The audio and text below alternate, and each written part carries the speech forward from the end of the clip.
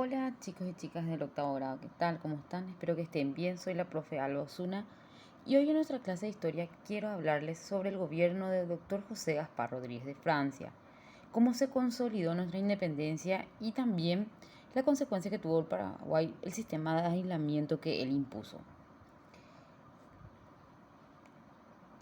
Pero ¿quién fue el señor conocido como el Caraiguazú en aquel entonces?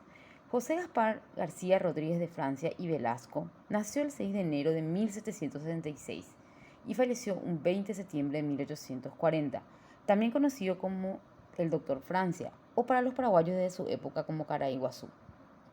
Es considerado el ideólogo principal y dirigente que llevó adelante el proceso de independencia del Paraguay respecto a las Provincias Unidas del Río de la Plata, del Imperio de Brasil y la Corona Española. Cursó sus estudios básicos en Asunción y luego se trasladó a la Universidad Real de Córdoba de Tucumán, de la que egresó en julio de 1785. La trayectoria de su gobierno se inicia cuando integra con Velasco y Ceballos el triunvirato. Luego expulsa a Velasco y se realiza la Junta Gobernativa junto a Caballero, Fernando de la Mora, Bogarín y Yegros, para luego acceder a una dictadura temporal y más tarde una dictadura perpetua. Pero ¿cuáles fueron esas formas de gobierno que tuvo Doctor Francia? En octubre de 1813 fue elegido por el Congreso para formar un consulado junto a Fulgencio Yegros. Al año siguiente, en 1814, el mismo Congreso lo eligió dictador por 4 años, pero antes que venciera ese plazo de 4 años, otro Congreso lo proclamó dictador perpetuo en 1816. Pese a contar con el poder absoluto, los primeros años de su gobierno fueron de relativa tolerancia y administración transparente, viéndose obligado a mantener una estricta vigilancia en las fronteras ante los reiterados intentos anexionistas de Buenos Aires. Buenos Aires no perdía todavía la intención o las ganas de querer que la provincia del Paraguay para ellos eh, formara parte de Buenos Aires.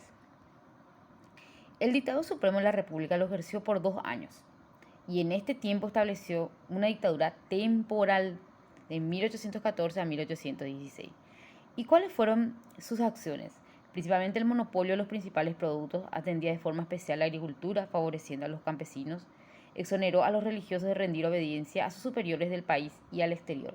O sea, los sacerdotes, los país que estaban en Paraguay tenían que obedecer al gobierno, no al Vaticano o a los clérigos o a la orden superior que están afuera del país. Ordenó también que los cargos públicos, ya sean civiles, militares o eclesiásticos, sean ocupados únicamente por paraguayos.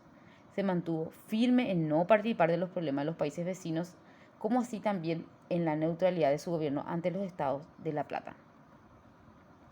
Posteriormente, en la dictadura perpetua, que quiere decir hasta su muerte en 1816, el doctor Francia consiguió proclamarse como dictador perpetuo de la República a través de un congreso en 1816. La causa de su nombramiento se vio a la necesidad de justificación del que la gente de afuera o los países de afuera no reconocían nuestra independencia, en especial Buenos Aires, y eso constituía un peligro inminente para la preservación de la soberanía nacional y la defensa de nuestro territorio. ¿Cuáles fueron las decisiones del doctor Francia durante esa dictadura perpetua? Por ejemplo, no volvió a convocar al Parlamento durante su gobierno, o sea, a cualquier congreso, tomó siempre solo las decisiones. Su gobierno se basó en la defensa nacional de los territorios, o sea, la defensa de los ríos, el cuidado estricto de la soberanía y también el autoabastecimiento, impulsado por la agricultura, la ganadería y la industria nacional. O sea, los productos que consumían los paraguayos se elaboraban dentro del territorio nacional. El 17 de junio de 1816 se prohibió toda reunión entre personas sin autorización previa del gobierno. Por eso también se dice que ese gobierno era una dictadura. El dictador de la República del Paraguay concentró en su persona todos los poderes, o sea, toda decisión tenía que pasar por Doctor Francia. Su gobierno tenía como objetivo mantener la independencia del país.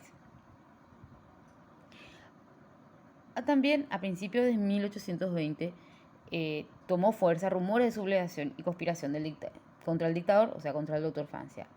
Por lo tanto, tomó decisiones preventivas y fueron presos algunos próceres, pues los rumores decían que ellos eran los idearios de esa sublevación o conspiración. El dictador mandó a apresar a varios de sus ex compañeros que lucharon con él en la independencia. Uno de ellos fueron Fulgencio Yegros, Pedro Juan Caballero, Vicente Ignacio Iturbe. Yegros, por ejemplo, se suicidó antes de ser, eh, fusilado, y Pedro Juan Caballero y Vicente Ignacio Iturbe se presume que murieron en prisión.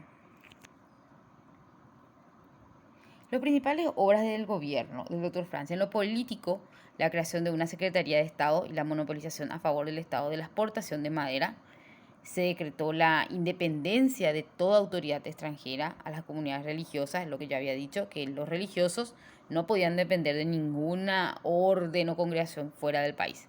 Se suprimió la Inquisición católica, o sea, la institución católica conocida como la Inquisición, se suspendió totalmente y se impuso un mantenimiento y fortalecimiento de la independencia nacional. En lo económico, también el Estado era el que explotaba el tabaco, la hierba, inclusive también se encargaba de la exportación.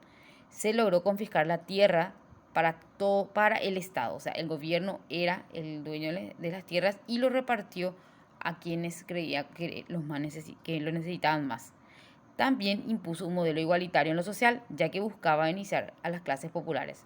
O sea, no había ese privilegio de clases o de apellido o de razas. Varios investigadores expresan que el gobierno de Francia fue un gobierno comunista.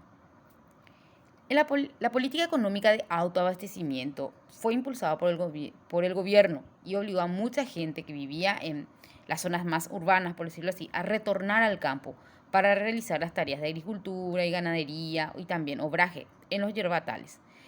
Y debían producir todo lo que necesitaban consumir.